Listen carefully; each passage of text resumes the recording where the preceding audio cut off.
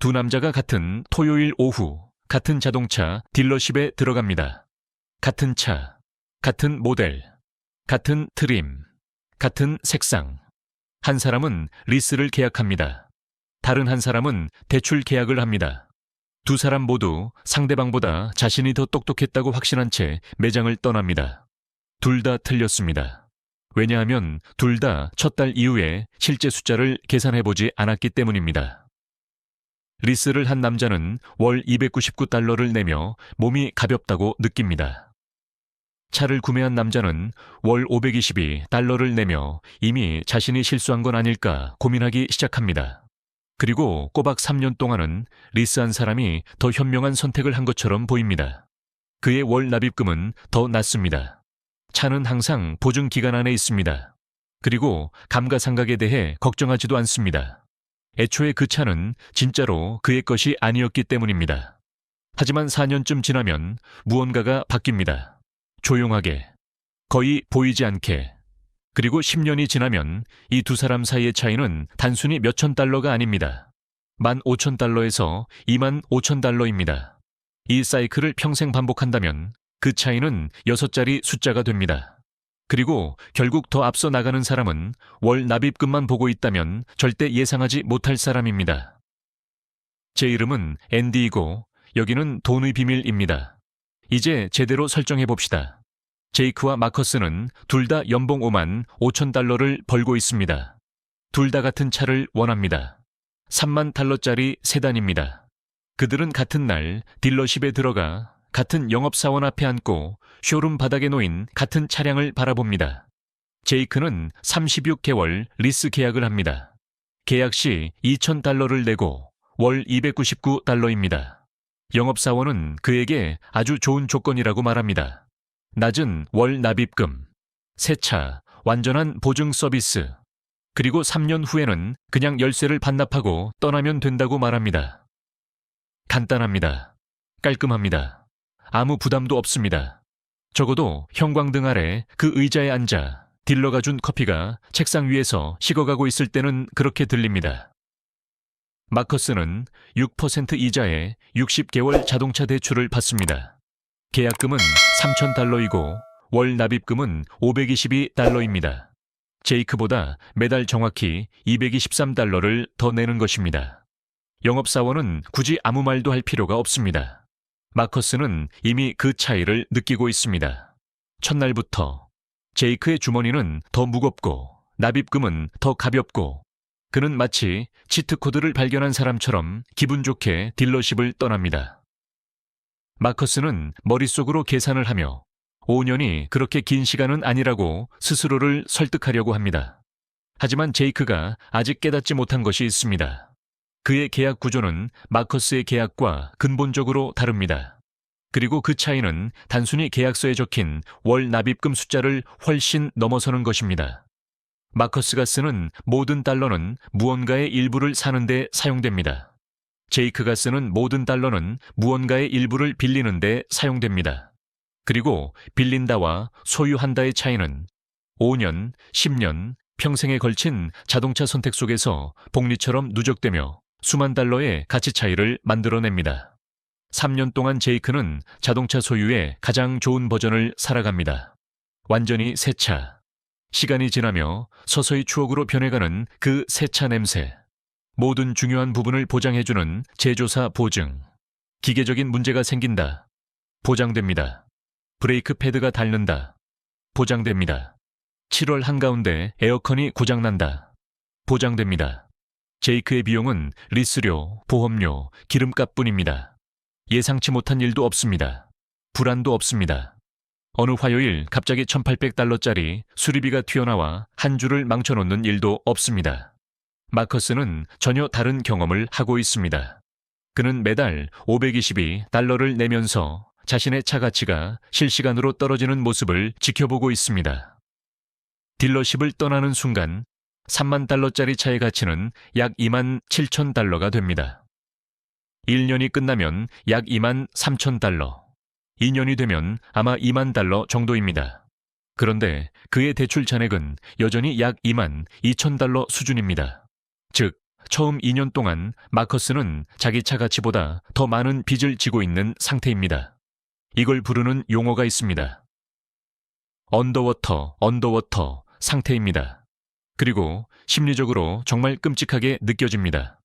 모든 납입금이 구멍 속으로 사라지는 것처럼 느껴집니다. 자신이 빚진 금액보다 가치가 낮은 물건을 갚기 위해 일하고 있는 것입니다. 제이크는 이 모습을 봅니다. 마커스의 친구들도 이 모습을 봅니다. 그리고 결론은 너무 명확해 보입니다. 제이크가 현명한 선택을 했다. 마커스는 경고 사례다. 이제 실제 숫자를 3년 시점까지 계산해 봅시다.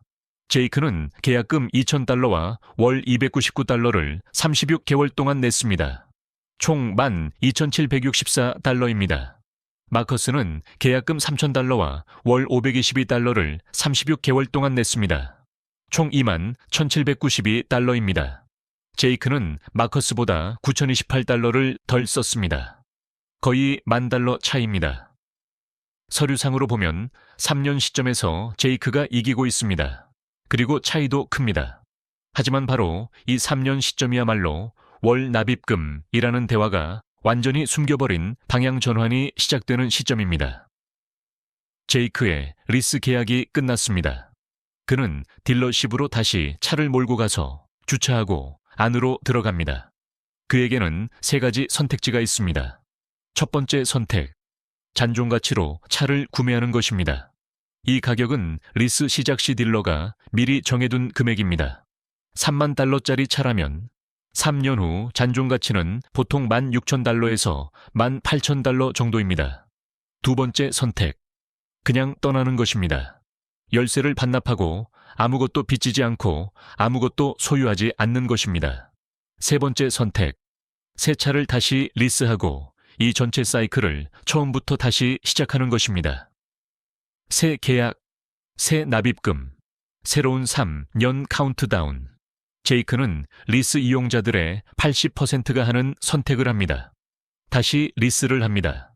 새 차, 새 냄새, 또 다른 계약 시 $2,000, 또 다른 월 $299, 또 다른 36개월.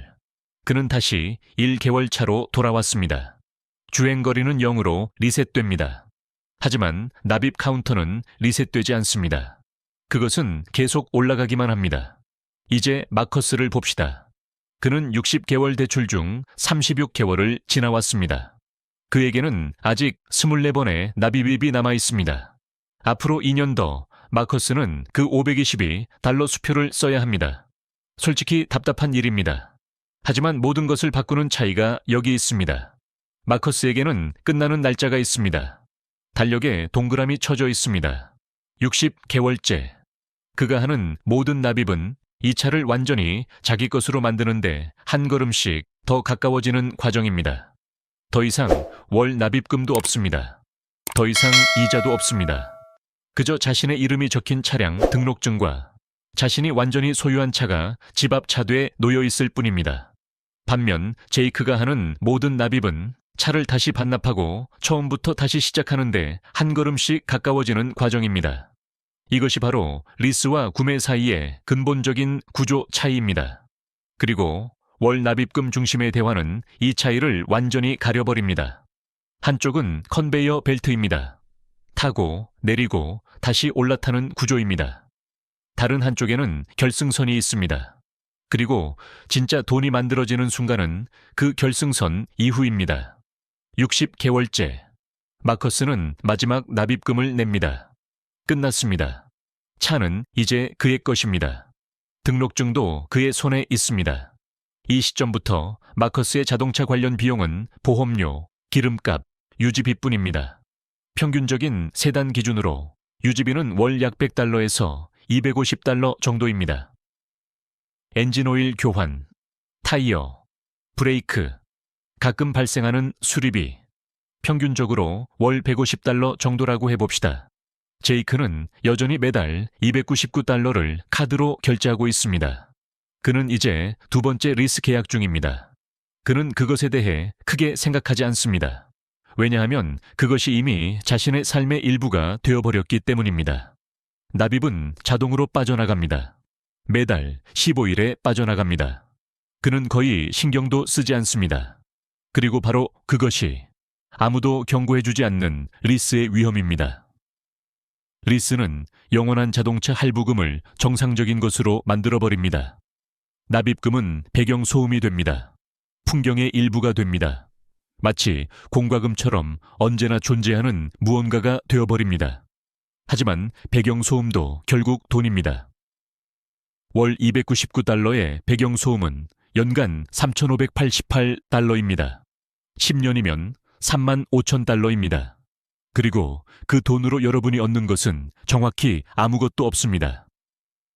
이제 6년 시점의 점수판을 확인해 봅시다. 제이크는 2번의 전체 리스 사이클을 끝냈습니다. 총 지출은 첫 번째 리스 계약금 2,000달러, 납입금만 764달러, 두 번째 리스 계약금 2,000달러, 납입금만 764달러, 총 25,528달러입니다. 그는 아무것도 소유하지 않습니다. 자산도 없습니다. 등록증도 없습니다. 중고차 교환 가치도 없습니다. 그저 영수증 더미와 리스 회사 소유의 차 한 대만 있을 뿐입니다.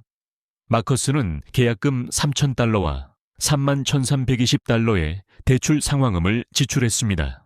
5년 동안 총 34,320달러입니다.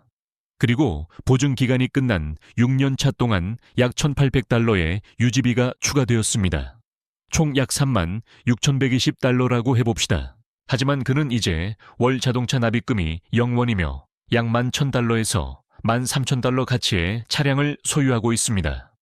마커스의 총 지출에서 차량 자산 가치를 빼면 6년간 자동차를 소유한 실질 비용은 약 23,000달러에서 25,000달러 수준입니다. 제이크는 25,528달러를 썼고 자산은 0입니다. 마커스는 실질 비용 약 24,000달러에 완납된 차가 집 앞 차도에 있습니다. 전화는 조용하게 일어났습니다. 극적인 순간도 없었습니다. 밖에서 봤을 때 바로 눈에 띄는 전환점도 없었습니다.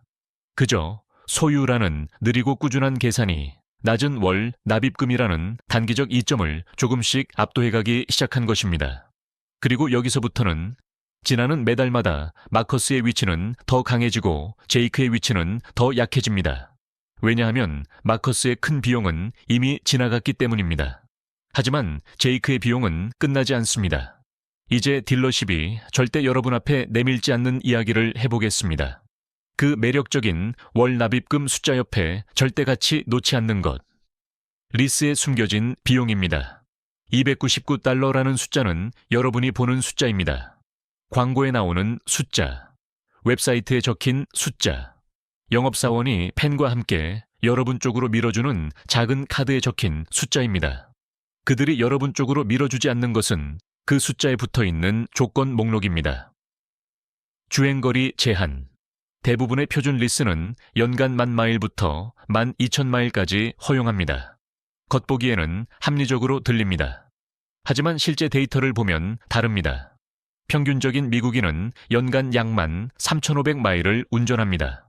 즉, 평균적인 운전자는 리스 종료 전에 이미 제한 거리를 초과하게 된다는 뜻입니다. 초과 시 벌금은 보통 마일당 15센트부터 25센트까지입니다. 3년 리스 동안 제한보다 5,000마일 더 운전했다면, 그리고 평균적인 미국인은 실제로 그렇게 하게 되는데 차를 반납하는 순간 바로 750달러에서 1,250달러를 내야 합니다. 그리고 정확한 금액은 끝날 때까지 알 수 없습니다. 그것은 여러분이 따질 수도 없는 깜짝 세금처럼 마지막 청구서에 갑자기 나타납니다. 마모 및 손상 비용. 차를 반납하면 딜러십이 차량 상태를 검사합니다.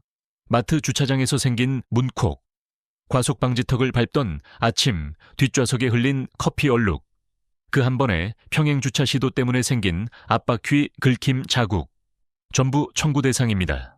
그리고 정상적인 마모의 기준은 여러분이 아니라 리스 회사가 정합니다. 여러분이 3년 동안 실제로 차를 운전하며 생긴 작은 흠집이라고 생각하는 것이 그들에게는 300달러 청구 대상이 될 수도 있습니다. 처리 수수료, 디스포지션 피. 대부분의 사람들은 마지막 명세서를 보기 전까지 이런 것이 존재한다는 사실조차 모릅니다. 리스 차량을 반납하고 같은 딜러에 새 리스를 하지 않으면 처리 수수료를 내야 합니다. 보통 $300에서 $500 정도입니다. 그저 그들이 차량을 처리하고 재판매하는 비용이라는 이유로 말입니다. 여러분은 문자 그대로 차를 다시 가져가 달라고 돈을 내고 있는 것입니다. 원래부터 여러분 소유도 아니었던 차, 여러분이 관리했고 보험을 들었고 3년 동안 납입금을 냈던 그 차 말입니다. 그리고 이제는 그 차를 돌려주기 위해 수수료까지 내야 합니다. 그리고 만약 리스 중간에 여러분의 삶이 바뀐다면 대중교통이 잘 되어 있는 도시로 이사해 더 이상 차가 필요 없어질 수도 있습니다. 직장을 잃을 수도 있습니다. 가족 상황이 바뀔 수도 있습니다. 아이가 태어나 더 큰 차가 필요해질 수도 있습니다. 리스 계약을 중도 해지하는 것은 끔찍할 정도로 어렵습니다. 남은 금액 전체를 내야 할 수도 있습니다. 간단한 탈출구는 없습니다. 유연성도 없습니다. 여러분은 36개월 동안 인생이 변하지 않을 것이라는 가정 위에 만들어진 계약에 묶여 있는 것입니다. 그리고 일반적으로 인생은 여러분의 리스 계약 조건 따위에는 관심이 없습니다. 이런 비용들은 $299 안에는 보이지 않습니다. 하지만 결국 나타납니다. 그리고 그것들이 나타나는 순간 그 낮아 보이던 월 납입금은 더 이상 그렇게 낮아 보이지 않습니다. 이제 반대편 이야기도 공정하게 해보겠습니다. 왜냐하면 구매에도 실제 비용이 존재하기 때문입니다. 그리고 사서 오래 타라는 사람들은 그 비용을 축소해서 말하는 경향이 있습니다. 저는 그렇게 하지 않겠습니다. 제조사 보증이 끝나는 순간 보통 3년에서 4년쯤 지나면 모든 것은 여러분 책임이 됩니다. 브레이크는 닳습니다. 타이어는 교체해야 합니다. 벨트는 갈라집니다. 그리고 에어컨 컴프레서는 꼭 1년 중 가장 더운 날 고장납니다. 자동차 문제는 거의 초자연적인 수준으로 최악의 타이밍을 찾아오는 능력이 있기 때문입니다. 그리고 보증이 있는 리스 차량과는 달리 전화해서 해결해 줄 사람도 없습니다. 여러분이 정비색에 돈을 내든지 직접 고치는 법을 배우든지 해야 합니다. 평균적인 세단 기준으로 보증 기간 이후 유지비는 연간 약 $1,200에서 $1,800입니다. 어떤 해에는 엔진 오일 교환과 새 타이어 정도로 끝나서 총 $600 정도일 수도 있습니다. 하지만 어떤 해에는 $2,000짜리 변속기 수리가 터져서 비상금 통장을 비워버리고 한 달을 완전히 망칠 수도 있습니다. 사람들이 가장 힘들어하는 부분은 바로 이 예측 불가능성입니다. 적어도 리스는 매달 얼마를 낼지 알고 있습니다.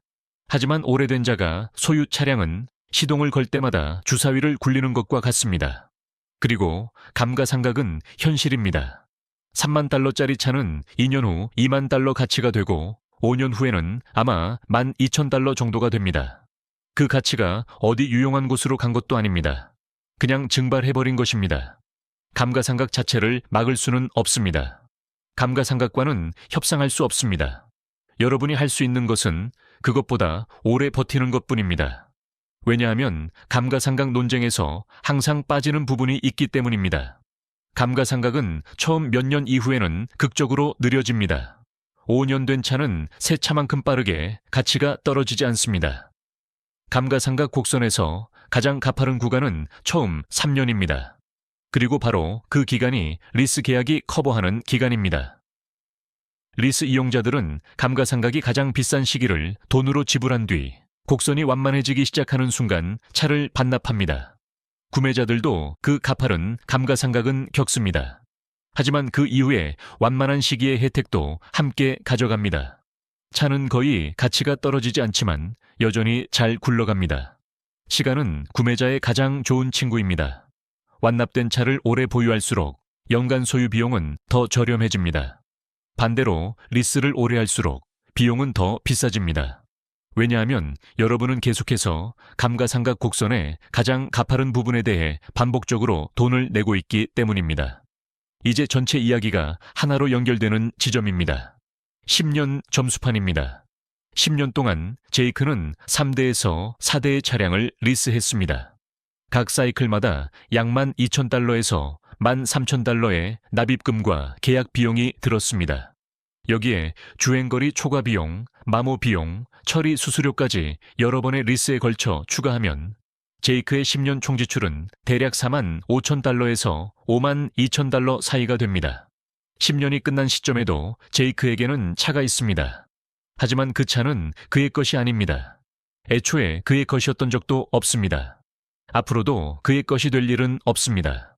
그는 끝이 보이지 않는 3년 단위 계약 속에서 교통수단을 빌리고 있는 것입니다. 마커스는 자동차 대출에 총 3만 4,320달러를 지불했습니다. 그리고 대출을 모두 갚은 뒤 그는 이후 5년에서 7년 동안 유지비와 수리비로 약 $10,000에서 $14,000를 지출했습니다. 그의 10년 총 지출은 약 $44,000에서 $48,000입니다. 그리고 그는 여전히 집 앞 차도에 차 한 대를 가지고 있습니다. 더 오래되었을 수는 있습니다. 제이크의 최신 리스 차량만큼 반짝이지 않을 수도 있습니다. 하지만 그 차는 $4,000에서 $6,000 정도의 가치를 가지고 있으며 완전히 자기 소유입니다. 월 납입금도 없습니다. 계약도 없습니다. 조건도 없습니다. 순수하게 계산해보면 마커스는 더 적게 쓰고 자산을 남겼습니다. 제이크는 더 많이 쓰고 아무것도 남기지 못했습니다. 단 10년 동안의 차이만 해도 리스 조건, 유지비 운, 그리고 마커스가 차를 얼마나 오래 유지하느냐에 따라 약 $15,000에서 $25,000 정도입니다. 그리고 이것은 단지 한 대의 차, 한 번의 10년 사이클일 뿐입니다. 대부분의 사람들은 성인이 된 이후 이 결정을 3번, 4번, 5번 반복하게 됩니다.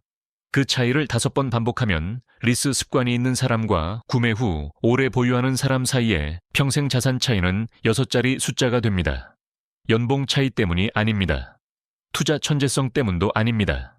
단 하나의 반복적인 결정 때문입니다. 교통수단 비용을 어떻게 지불할 것인가에 대한 결정 말입니다. 이제 솔직하게 말하겠습니다. 리스가 절대 말이 안 된다고 말한다면 그건 정직한 이야기가 아닙니다. 실제로 계산상 리스가 유리해지는 특정 상황들이 존재합니다. 그리고 여러분은 그것이 어떤 상황인지 알아야 합니다. 만약 여러분이 자영업자이거나 사업체를 운영하고 있다면 차량 사용 방식에 따라 리스료의 일부 또는 전부를 사업 비용으로 공제할 수 있습니다. 그 세금 혜택은 소유와의 차이를 완전히 없애버릴 수도 있습니다. 어떤 경우에는 순비용 기준으로 리스가 훨씬 더 현명한 선택이 되기도 합니다. 만약 여러분이 럭셔리 차량이나 고성능 차량을 운전한다면, 즉 보증이 끝난 뒤 유지비가 정말 끔찍한 차량이라면 리스는 여러분을 영구적으로 보증 기간 안에 머물게 해줍니다. 오일 교환 비용이 $500이고 브레이크, BMW를 리스하는 것은 혼다 시빅을 리스하는 것과는 근본적으로 다른 재정적 대화입니다. 그리고 만약 여러분이 리스해서 절약한 월 $223를 매달 전부 인덱스 펀드에 투자하는 사람이라면, 그리고 연 8%부터 10%까지 수익률을 꾸준히 내며 수년 동안 단 한 번도 손대지 않고 계속 유지할 수 있다면 이론적으로는 그 격차를 줄이거나 장기적으로 더 앞서갈 수도 있습니다. 하지만 그것은 대부분의 사람들이 유지하지 못하는 수준의 규율을 필요로 합니다. 여러분 자신에게 아주 냉정하게 솔직해지십시오. 정말 그 돈을 투자할 사람입니까? 아니면 그 돈은 조용히 외식, 업그레이드, 그리고 1년 후에는 기억조차 못할 소비들 속으로 사라질 것입니까? 평균적인 재정 상황 속에서 평균적인 차를 운전하는 평균적인 사람에게는 구매 후 오래 보유하는 전략이 이깁니다. 이것은 흥미진진한 답은 아닙니다. 누구도 완납한 2019년식 세단을 몰고 경제적 자유를 얻었다는 콘텐츠를 만들지는 않습니다. 하지만 숫자는 흥미를 신경 쓰지 않습니다. 숫자가 신경 쓰는 것은 얼마를 썼는지, 마지막에 무엇을 소유하게 되었는지, 그리고 그 두 숫자의 차이가 시간이 지나며 여러분의 순자산에 어떤 영향을 미치는지입니다. 제이크와 마커스는 둘 다 자신이 현명한 선택을 하고 있다고 생각하며 딜러십에 들어갔습니다. 제이크는 더 낮은 납입금으로 돈을 절약한다고 생각했습니다. 마커스는 자산을 소유함으로써 자산 가치를 쌓고 있다고 생각했습니다. 하지만 둘 다 첫 달 이후의 숫자를 실제로 계산해 보지는 않았습니다. 그리고 숫자가 말해주는 것은 이것입니다. 단기적으로는 리스가 더 저렴하게 느껴집니다. 중기적으로는 그 차이가 줄어듭니다. 장기적으로는 구매가 이깁니다. 그리고 전체 그림을 보고 나면 그 격차는 반박하기 어려울 정도입니다. 진짜 함정은 리스가 아닙니다. 그리고 구매도 아닙니다. 진짜 함정은 5년, 10년, 평생 동안 반복될 자동차 결정들이 실제로 얼마의 비용이 되는지 묻지도 않은 채 월 납입금만 보고 3만 달러짜리 결정을 내리는 것입니다. 다음번에 누군가 여러분 앞 책상 위로 월 납입금 숫자를 밀어주는데 그 숫자가 너무 좋아 보인다면 스스로에게 단 하나의 질문을 해보십시오. 이게 전부 끝났을 때 실제로 내게 얼마의 비용이 되는가? 왜냐하면 월 납입금은 그들이 여러분에게 보여주고 싶은 숫자이기 때문입니다. 하지만 총 비용은 여러분의 재정적 미래를 결정하는 숫자입니다. 그리고 이 두 숫자는 거의 절대 같지 않습니다. 다음 분석 영상을 원한다면 돈의 비밀을 구독하십시오. 그곳에서 뵙겠습니다.